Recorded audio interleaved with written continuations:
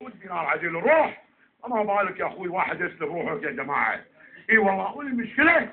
والمشكله الحبيب تلقى هذا عنده بس للاسف شديد ايش يا اخوان؟ هذا عنده صايره الحبيب للاسف متعود تستحي يا اخوي. احنا ساعات احنا نقعد بمكان بديوانيه او شيء، والله اذا سجاير يخالص تستحي يقول حق رفيجي عطني سيجاره. والله حتى لو امون عليه استحي، والله استحي. هلا اخوي. الو. هلا ابو غاشد. هلا اخوي بدر تفضل. هلا ابو الغالي شلونك؟ هلا بالحبيب الله يسلمك.